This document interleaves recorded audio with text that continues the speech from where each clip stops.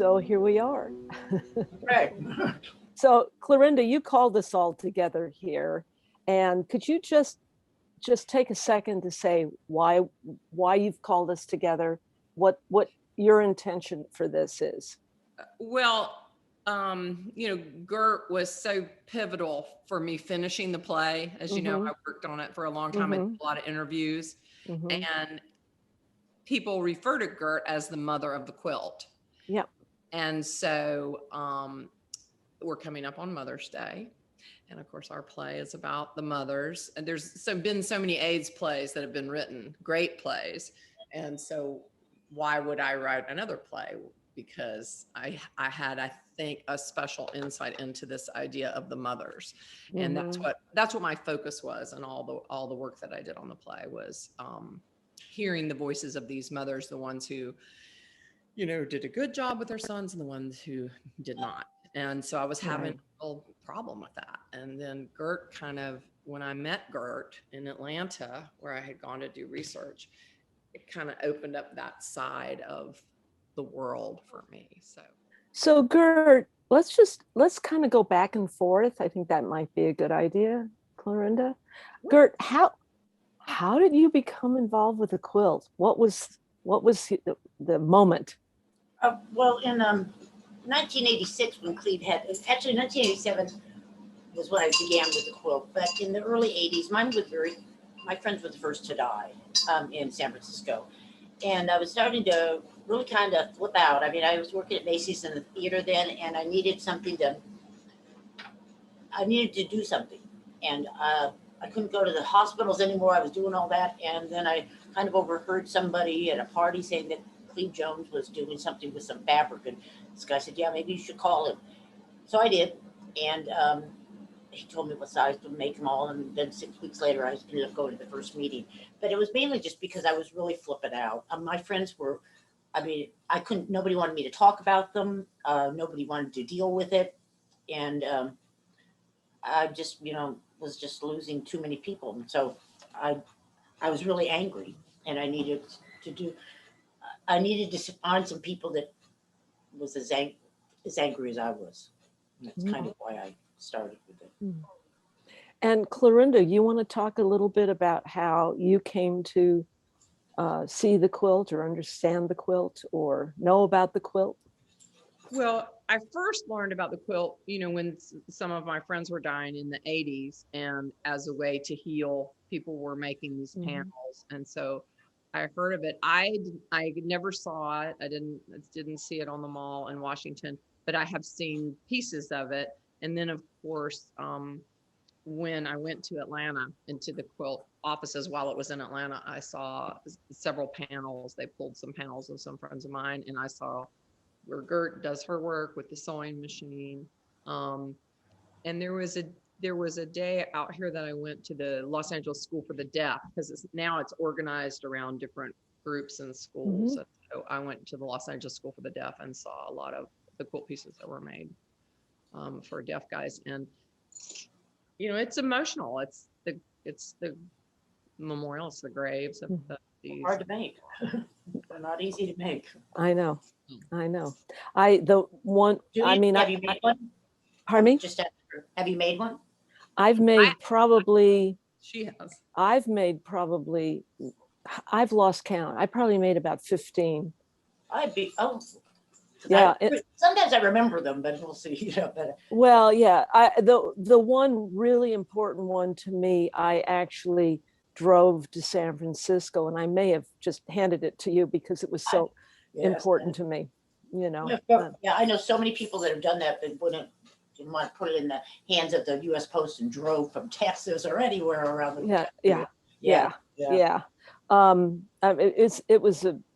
The whole experience of the quilt for me was life-changing. And again, I came to it because a friend took me to the hayride in LA. And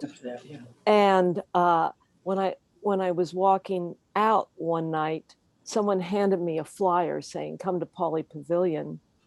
And for me, I became very close to Peter Anson and Peter Oh, Carley. yeah, I know. And Yeah, who's at the other Paul. Peter, yeah, I know Peter Anson very well. Yeah. So, I mean, there's a mother you should talk to, is his Peter's Anson's mother, anyhow. I know So, his mother. I know her, Mickey. yeah, Mickey. Yeah, I know her. Yeah. So, Gert, Clarinda gave me a couple things she wanted me to ask you. And can you, I don't know this story, and if you're comfortable with this, but can you tell us about your father and polio? I followed in at polio. No, I meant when we did an interview, Gert, you told me this beautiful story about how you learned some of your resilience from your father and the Oh, way because that of he dealt with it. tuberculosis, You TB. didn't have any Yeah, fear at the time. yeah. My dad, I had a really wonderful dad. I mean, my mom died when I was really young, and Mhm. there were 6 of us that were brought up by my father. And he really brought us up differently than I think a lot of kids were.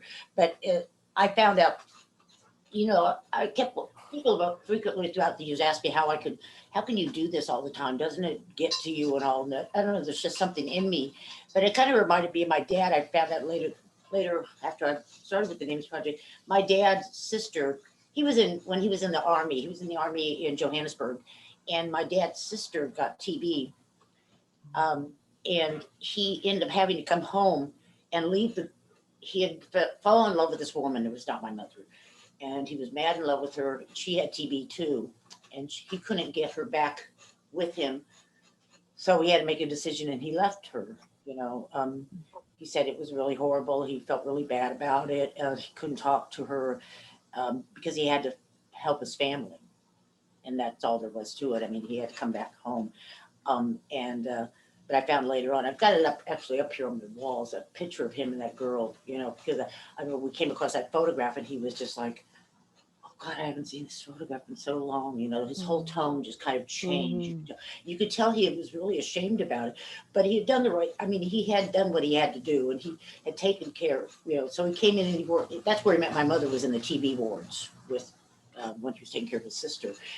And so, when I left for the Quilt, I was making really, really good money, and it just didn't matter to me. All I just kind of wanted, and in the same way, it's kind of right because my family are my gay friends, and I had to help them, or try at least. And so I don't know if that's the story you wanted me to tell, but that's the one I told. No, I remember you just being inspired by him, and He has been my father, he's dead now, but my father was so proud of me, and he really was my father was it was a tough life for us, but he made it really wonderful. He loved kids. He brought us up with it doesn't matter if you're a girl, you go out there and you can do anything you want, and he was inspiring. He was a really good man. He believed you could do anything you want as long as you don't hurt people, and that was kind of his thing. And he always made me feel like I could do anything I wanted, and I have. He inspires me even to this day. I mean, it was I was really lucky. Yeah. Well, Jenny directed another play of mine that was about my father, who I was very close to. So I think I was just really struck by that story. But also maybe you could tell us a little bit about your early days. You kind of had a fearlessness. There was so much fear then, and you just went. I was angry, and don't get me wrong. There wasn't. I mean, I wasn't afraid of AIDS. But it's not like I don't get afraid at times. But when I get afraid, I get angry and I jump right into this. If there's a scuffle going on, and believe me, I hate any kind of violence. But if there's something going on and somebody's right and somebody's wrong, I kind of just jump right in, and that's just the way I am. And there's nothing. Was built this way. I'm built all on emotion along with you. If I want something, I'm going to get it. And if I want to do something, it's going to get done. And there goes other things. If I'm not interested in it, you could put it in front of my face forever.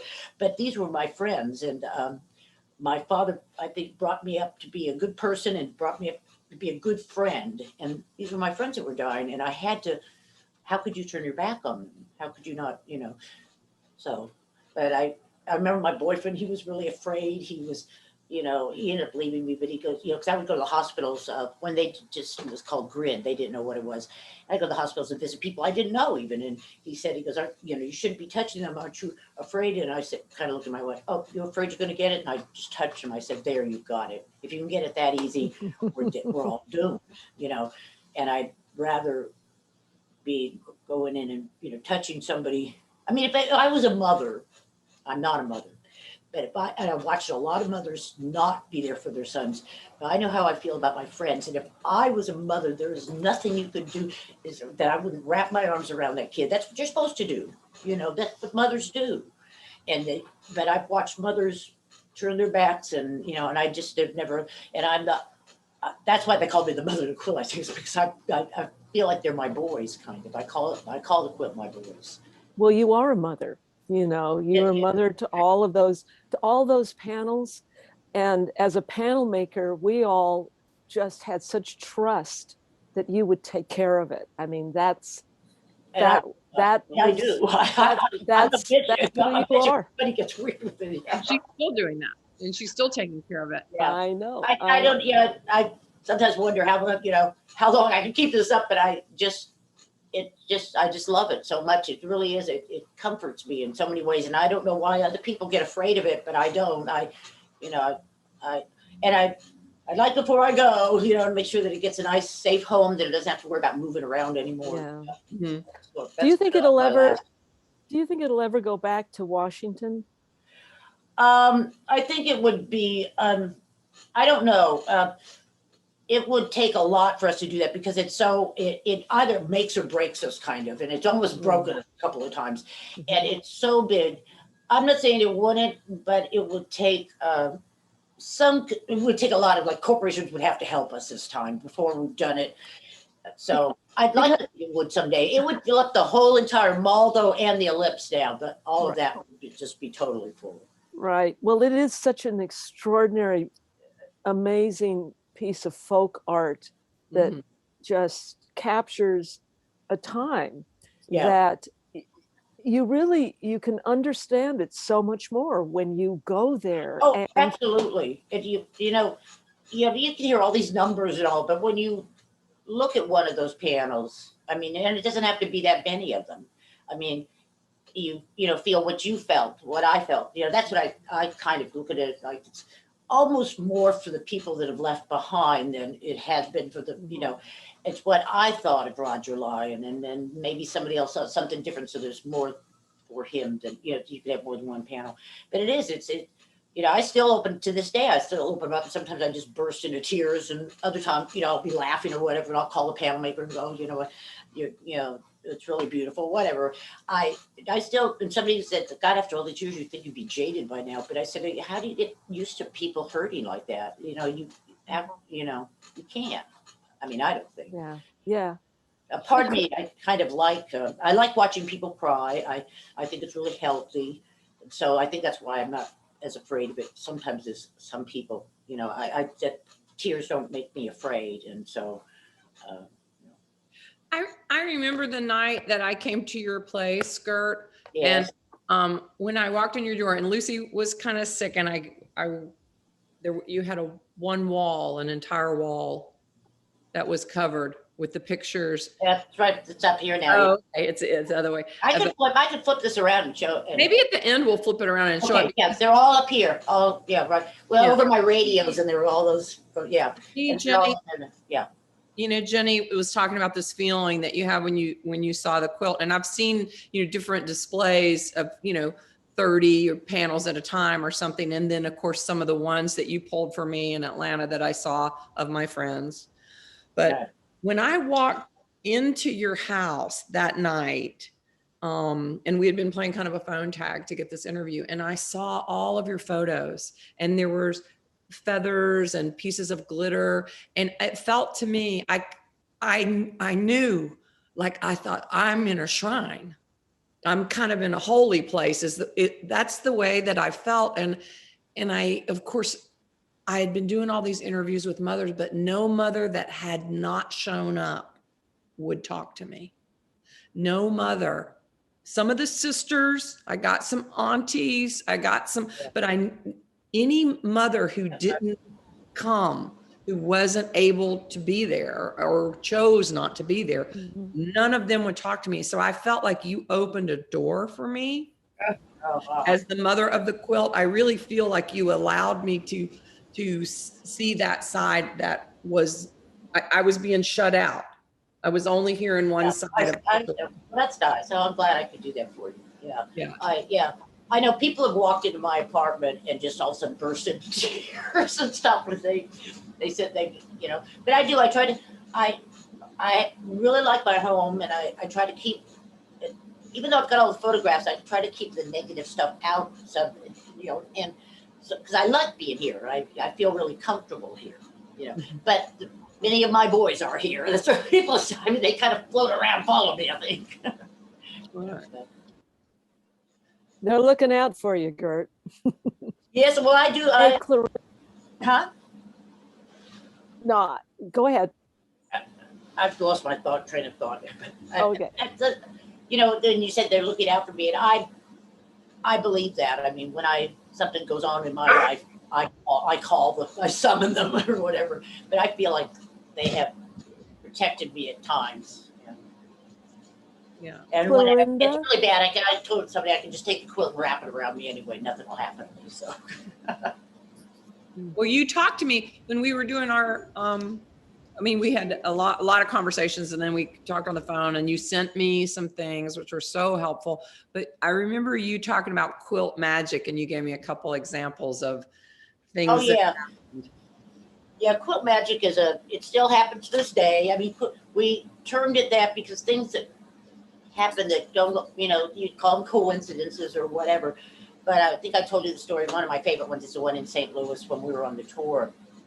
And there was a mother, you know, when we would do displays, we'd have X amount of space, and then what couldn't fit on in the display, we would have the truck open, and so people could come around and ask us, you know, for a number, and we would take it down. We had a little spot. We'd let them, open it up. We'd let them visit it for a while, and then we'd take the next person. And so there was a mother that was waiting there, and she wanted to see her son's panel. And we, you know, so we looked up the name, we couldn't find it. But we remembered the panel. She told us it looked like a Scrabble board. And John something, I don't remember the last name now. And I remembered it must have been put wrong in the list of names. And if it's wrong in the list of names, it's going to be impossible to find it. So she was really upset, and she started to walk away. She probably got about a block away. And we had these wooden shelves on wheels, and 4 of them fell down, and the only one that had to be refolded was hers. We had to open it up, and I just went, oh my God, you went running off and to get her. But it happened a lot. There was somebody once, I remember, it could have been in LA. I can't remember what city it was now, but I was something had fallen down, and I was carrying a 12 by 12, and this mother comes running up to me, and she's just like crying, tears are running down her face, and she said, I can't find a pen. People said, you're the only one who know. And she told me, and I was holding it. Oh, I mean, it happened time after time. And, you know, when people used to talk to me like this, I used to step away from them on the street. You know, I didn't want to deal with it. But I've seen so many crazy things happen. There was this guy came in and with a whole barrage of people. They wanted to see a certain panel, and I couldn't find it. But I remembered the number. I had just seen it. It was just somewhere, and we looked all over the place for it, and we couldn't find it. So the whole group left, and then the lover turned around and came back, and he said, he goes, it's okay. He never liked these people anyway. And as soon as they left, I turned around, and it was right there. It's like I couldn't see it when I needed to see it. And I don't know if that was me or what, but I've had, you know, time after time after time we've had, and I'm not the only one with these stories either. I mean, they're all over the country. We get people, you know, calling up, and I mean, I've called people on weird days just for I saw something, it was lying against one of their letters, and I decided I should call that panel maker, and it was the guy's birthday. I didn't know it, and the mother had been crying, and so just weird things like that have happened all the time. And so I know what I feeling. I don't second guess myself, or I don't try to figure it out. If it just makes, well, let me just do it anyway. I called somebody when I said, I know you're going to think I'm crazy, but I just decided to coach. She goes, oh, no, I was just really needing somebody, you know. So yeah, a lot of weird things happen with it, but there's a lot of beauty in that, and, you know. I have one magic story I'd love to share with you, Gert. Yeah. In Washington, I was a grief monitor on the Yes. and the book with the map and everything was so complicated, but it was just such a great place to connect with people. And this woman came up to me and she was just having such a hard time, and she said, I can't figure this out, and I can't find which row and which da da da da da. And I said, okay, we'll find it, it's going to be fine. And I said, what's the name? And she gave me the name. It was David Marwood. David Marwood had 2 panels, and I had made the other one. Oh, And gosh. See, I said, oh my God, I made a panel for him, and I had seen her panel. Weird, I'm telling you. I was, now you see, I'm going to tell your story now after this.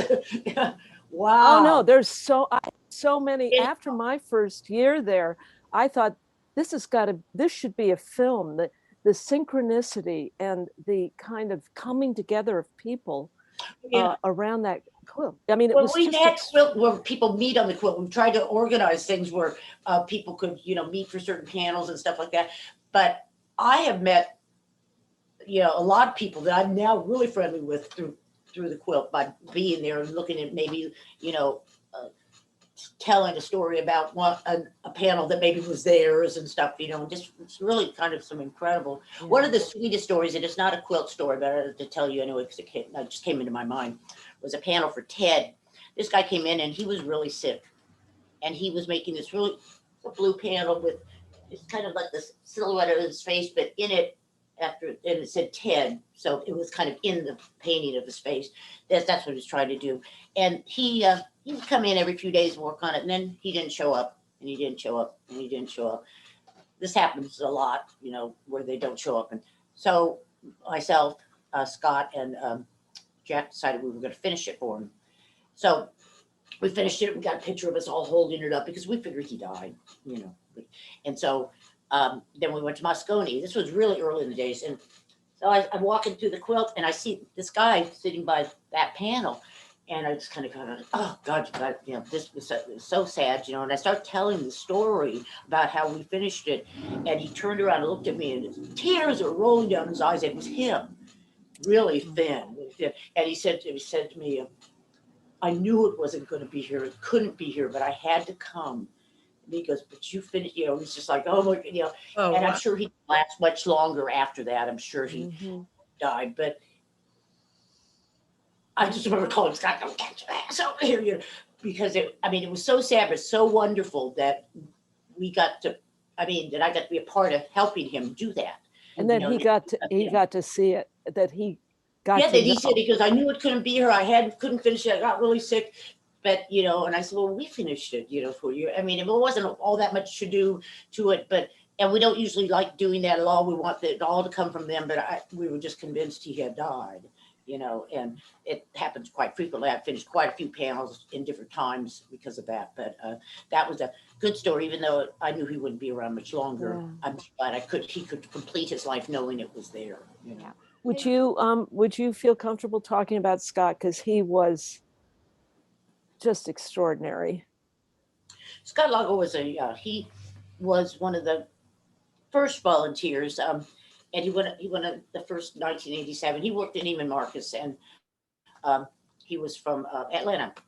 And he went on the first tour with us, and he was, an amazing man. He gave his life for, to help other people. And I just, you want me to talk about his mother? I know. His mother and father did not approve of what he was doing, or that he was gay, or that any of it. And when they found out, he was supposed to be going to school in San Francisco, and he did for a while, and then stopped and decided he was going to work with the quilt. Well, And so when he got very, very sick in the early 90s, and his all he wanted was his mother to come and visit. That's all he wanted. That's all the man wanted. And I wish it wasn't so that important to him, but it was. And I kept, everybody kept it. He was really sick. He had scabies all down his, all down his spine. He shouldn't have been alive. Even the doctor said it was amazing. I said, he's not going to die until that woman gets here. He wanted her so bad. So I had kept calling her, and I said, you've got to come see him. He's not going to be around much longer.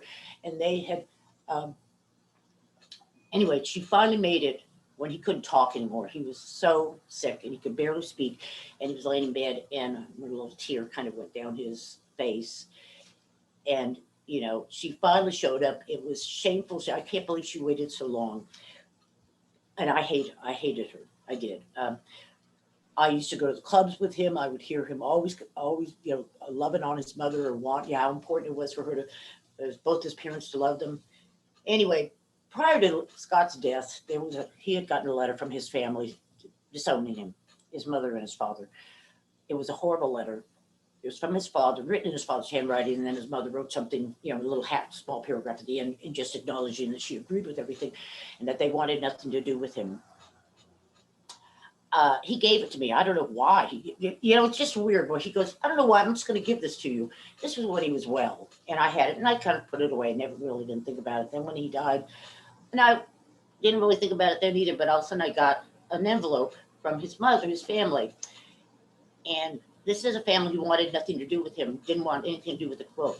And in it was a heart that she had sent me. She had sent them out to a lot of people, and she wanted everybody to fill out, they call them friendship panels, to fill out this little heart and to send it to her so that she could make a panel. And I don't usually, it was just a lot of hatred was there. And because she came when Scott couldn't tell her off. He couldn't speak to her. I felt like I had to say something. So I took the scissors and I cut the heart in half, and I sent it back to her, and I said, this is what you did to his heart. I'm sorry that you were so important to him, but I'm sorry that you could not love him enough to come and see your son when he could, talk to you. But I'm not going to give you you didn't want any part of his life. And I have stories and pictures. I got everything. When he died, I got all of his belongings. I have family quilts. I have other things. I said, I've got everything. And I said, but I'm not willing to share it with a woman who wouldn't share his life either. And so, this is what you get. Well, they're all hell broke loose, and, and I've come across her a few other times after that. Probably the saddest one was after, I went to Atlanta, I moved to Atlanta, and then there was a display at Athens, and I knew that's where his family was from. And I said, I have to do this display.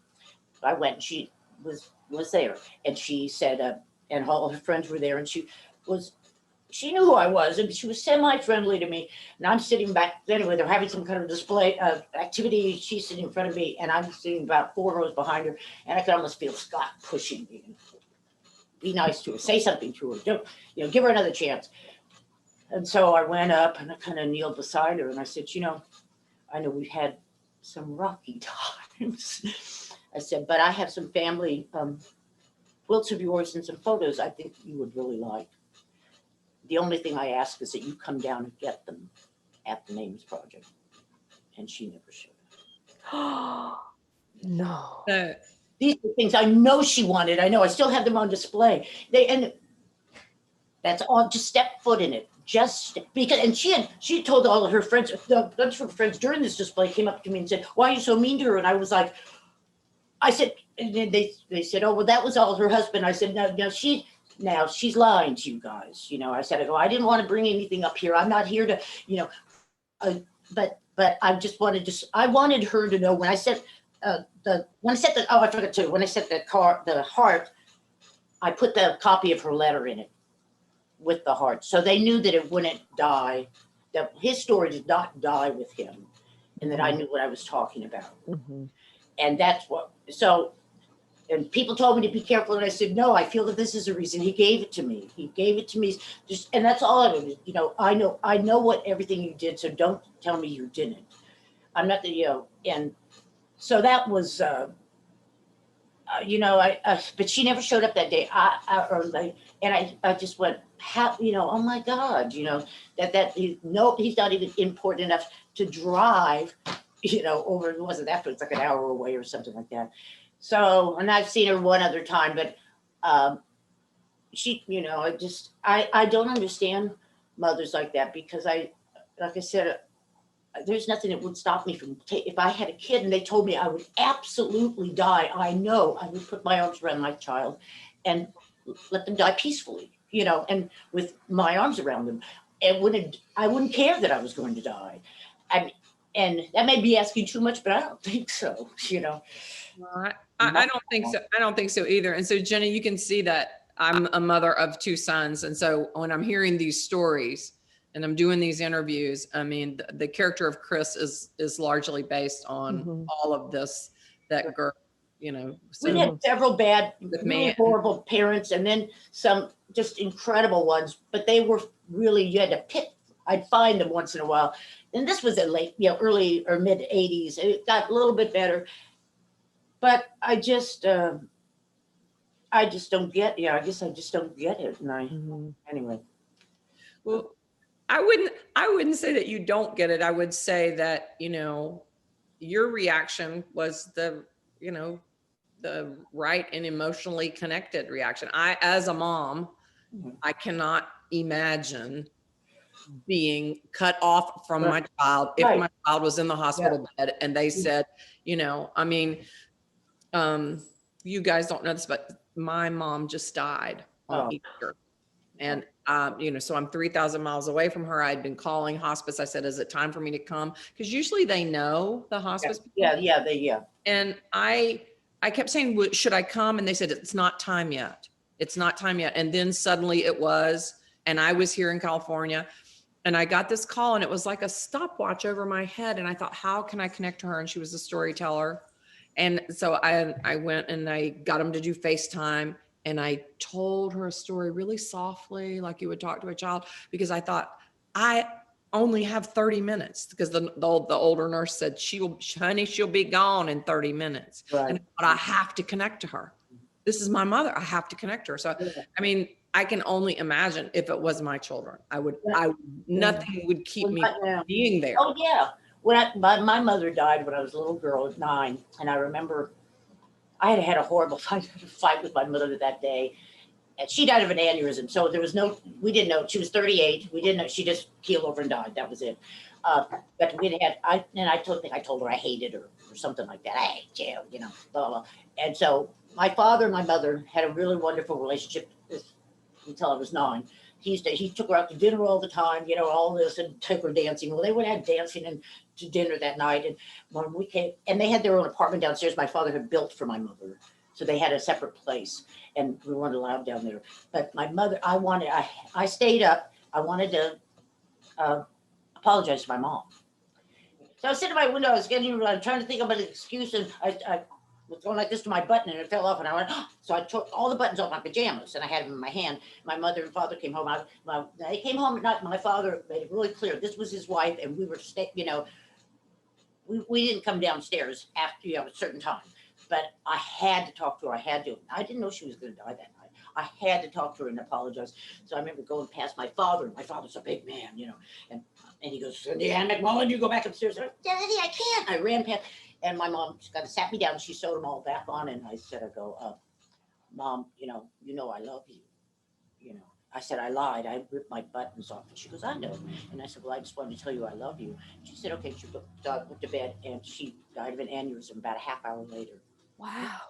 I defied my father is real, because my father was a military man and he, you know, we had a strict house and especially their time together. And she fell in his arms about a half hour later and died of an aneurysm. And my father, he looked at me really funny the next day because when he came in to tell us that my mother had died, you know, so. Yeah. But my mother, yeah, she was such a great mother. I mean, that's where, my family, I was brought up with like this, just a really loving, my father and mother loved each other immensely.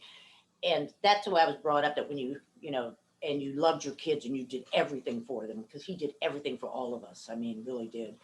And that's why I was brought up. I just can't, when I see parents not like that. I think it's really one reason that I connected with you so much, Gert. I mean, Jenny directed this other play of mine, and my parents had a great relationship, really passionate. You know, they had a really hot love affair. Yeah.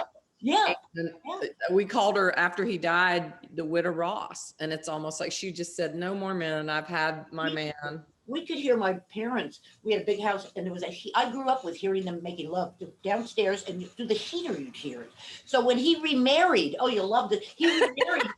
He remarried. I could hear it too. I didn't say anything, and then my stepmother got really nasty to my sister and called her a slut.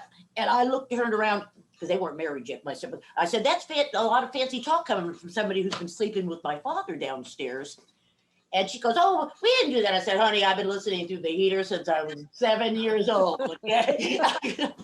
But I grew up, that was what went on in our house, you know, because my father loved my mother. I mean, I did, you know, and so we have kind of a weird, we can talk pretty freely about sex and other stuff, you know, but that was a nice sound to me, you know, that they loved each other.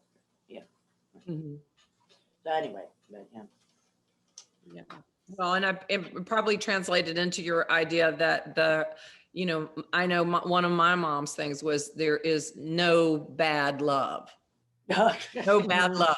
So Right. when, you know, in the 80s, when everybody was freaking out about AIDS and you know, they were both college professors, and of course there were gay professors that they hung out with and knew. And she just said, I remember when I was really little, somebody called somebody faggot, you know, and I was like, what is that? And, you know, and she's like, look, don't concern yourself with any kind of love. All love is good love. Right. That's how my father, you know, he wanted to know, you know, he was unsure about gay men, because he said one time to me, he goes, "Oh, how can they be in love?" Because he was stupid. How can they be in love if when they're making love, they can't look each other in the eye? Because he figured that they all did it, you know, one way, and that's the only way they could have sex. And I said, "Well, Dad, that's not what happens, you know." And as soon as he found out they could look each other in the eye, he goes, "Oh, well, then it's all okay," you know. So he was just a really, you know, you had to connect to somebody, that kind of. Mm-hmm. That's kind of the way I was brought up.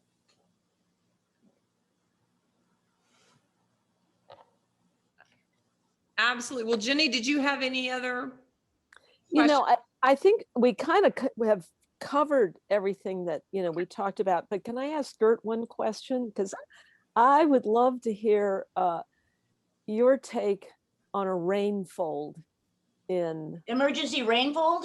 in Emergency DC, rainfold. because that was like one of the Here were you there most, in 92 when we had the monsoon? yeah, well, I was there a couple times, but there was one time I have these unbelievable pictures under this plastic, and Oh, the plastic, yeah, that was 92 when we had the big monsoon. But yeah, well, under each 24 by 24, that's 4 12 by 12s, we put plastic underneath in case it rains. And it always rains in DC for some reason, but some rains are worse than others. And emergency rainfall, we taught ourselves that, you know, that two people would grab, and these are big sections, would grab it and really slow on the other sides and run kind of really low, and would fold it and then fold it again and then fold it. And then they basically kind of wadded it up, and then they put this plastic over it. They went to the next one. I was with Scott Longo when I remember that happened. I think it was 92, but no, it must have been 90. And that happened. We wanted, oh my God, Jill, we felt as soon as we teach them all, everybody, they are all in power separately. You feel a raindrop, you start it. Go. You don't have to wait for me or anything on the loudspeaker. You're not an idiot. You know, just go up and you start it, because you can always reopen it.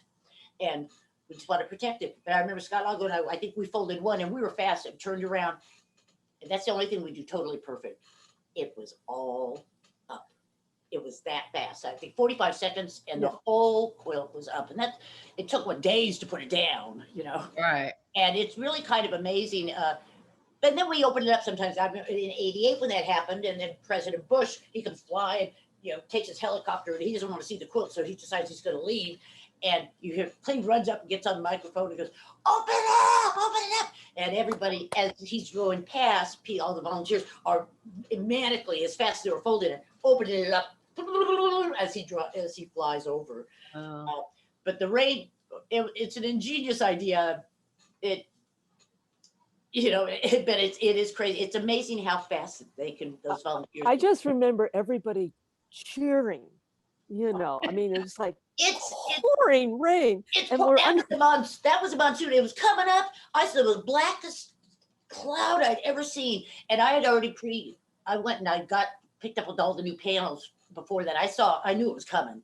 And then I ended up getting like a little bit of hypothermia. I was stuck in a tent with these medical people, and I'm looking out and I'm seeing all you guys, and everybody's holding up these plastic sheets, and people are walking underneath it with the quilt to the trucks, which ended up going to the parking lot of the Pentagon, that they let us open up some in there and dry them. But it really it's incredible how that group of people, I mean, how fast they could save that thing and get it up. the communal experience of it.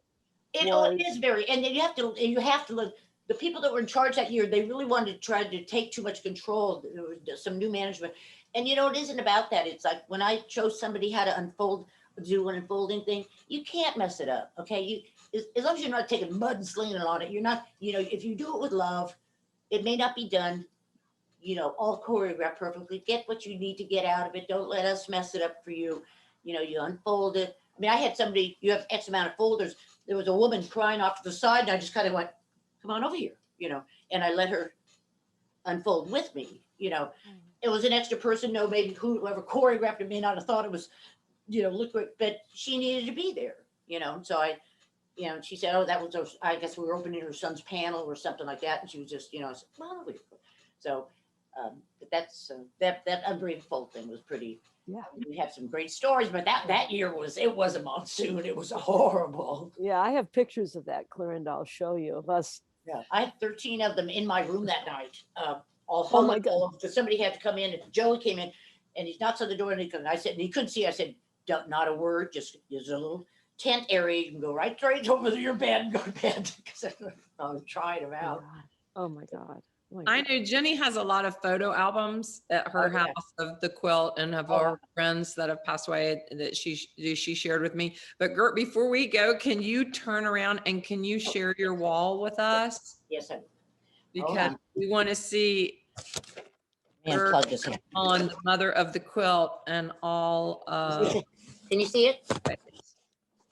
Yeah, lovely. Oh. This is the center one is the first year, and then there's different ones.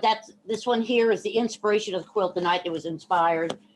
And then this one is when I put Joey's ashes on the White House lawn in '96. This is the first year, and we're all in a circle and we're saying we did it.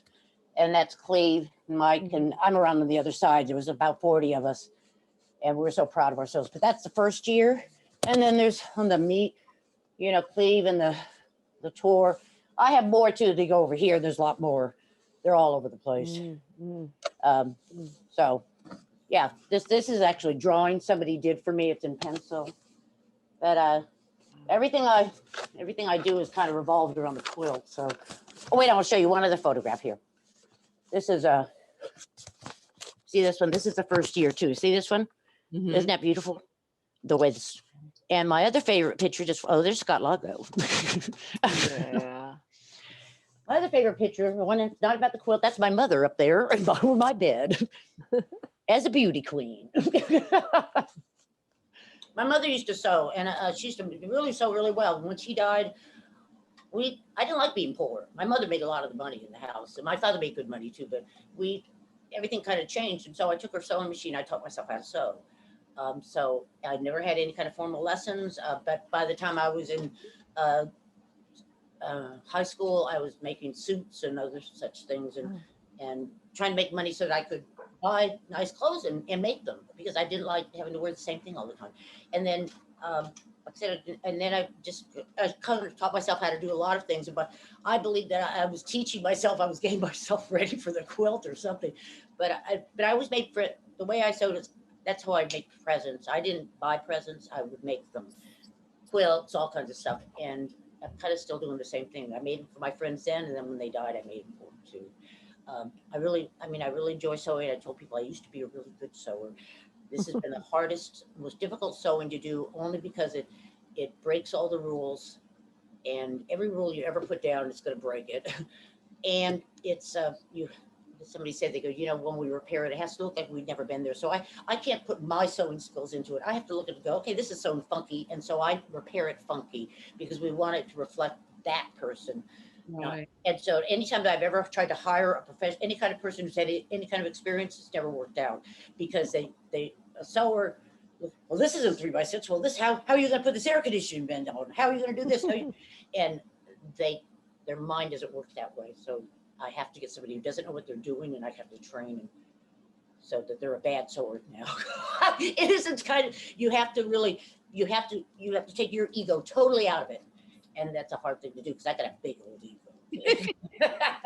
But I do feel like, Gert, after hearing your stories and getting to know you through the research that we did, I feel like everything you did was leading you to this I truly work, believe it. this Yeah. job. I had for life. my first boyfriend in kindergarten was gay. I mean, I've always had gay friends, and I just feel like my father kind of built me and both my parents, to be to help others. He just always just say that, he goes, just don't hurt anybody. Make your life successful, but don't hurt people along the way. And I just, I think so. I think So that all of that you learned, and all of those, and all of the hard things that happened to you, also led you to be this mother of the quilt. So we're all grateful to you. Thank you. Mother of the quilt. And let me be the first to say to you, Happy Mother's Day. Well, thank you. Yes. Oh, yes, happy Mother's Day. This year.